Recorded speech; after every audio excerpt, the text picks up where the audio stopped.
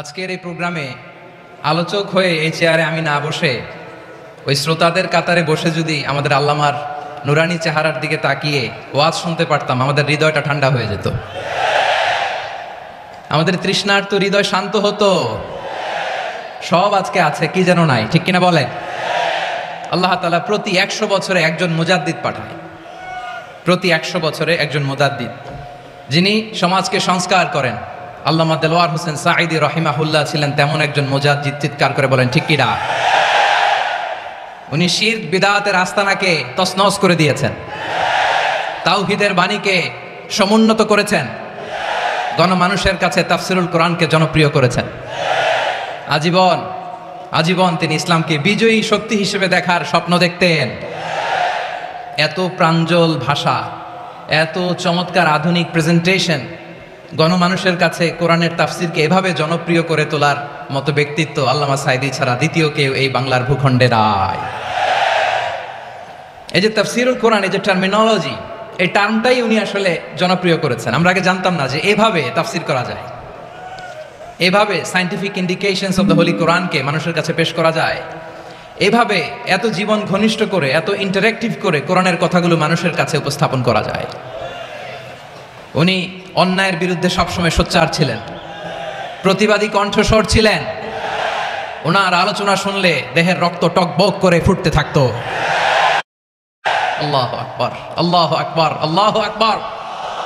He was a strong mouthpiece of Islamic revivalism. Islamic জাগরণের strong mouthpiece ছিলেন আল্লামা সাঈদী রাহিমাহুল্লাহ।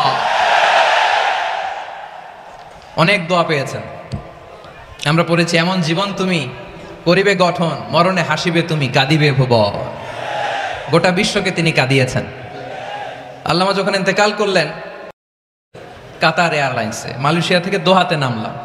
দোহায় যখন আমার ট্রানজিট, তখন শুনতে পেলাম যে আল্লামা বিদায় নিয়েছেন। মাসুদ সাঈদী ভাইকে মেসেজ করলাম, উনি কোনো উত্তর দিতে পারলেন না। মনে হচ্ছে আল্লামা সাঈদীর ঘ্রাণ পাই। শরীরটা লিটারালি কাঁপছিল। ইন দ্য মিন টাইম আমার second flight Doha to New York.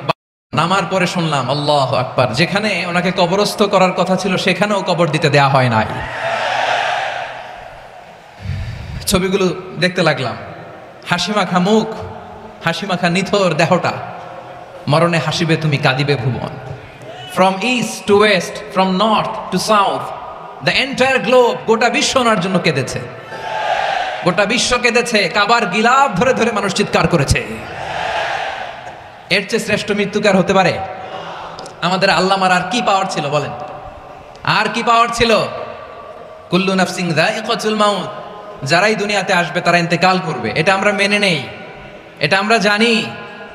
কিন্তু অবাক করা বিষয় হচ্ছে আমরা আজও জানি না আমাদের আল্লামার মৃত্যু কি স্বাভাবিক হয়েছে নাকি এটা পরিকল্পিত মেডিকেল কিলিং ছিল। এটা যে পরিকল্পিত মেডিকেল কিলিং ছিল, এটা ধারণা করার পেছনে অনেক কারণ আছে।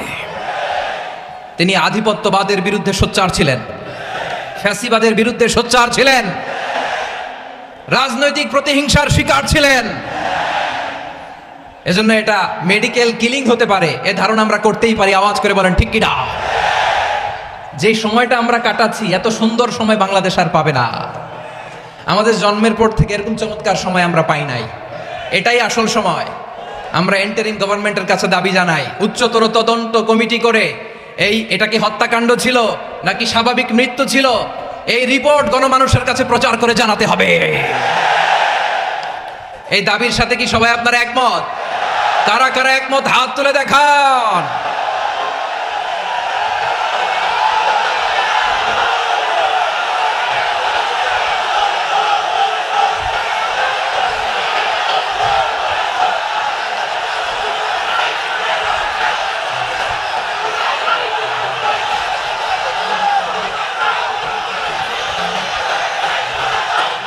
আমার প্রিয় ভাইয়েরা, প্রিয় চট্টলাবাসী, আল্লাহ তাআলা তার এই মুখলেস গোলামকে তার জান্নাতুল ফেরদাউসের মেহমান হিসেবে কবুল করুক, তার জীবনের সকল খেদমাগুলোকে কবুল করুক, জান্নাতুল ফেরদাউসের আলা মাকামে তাকে মেহমান হিসেবে কবুল করুক।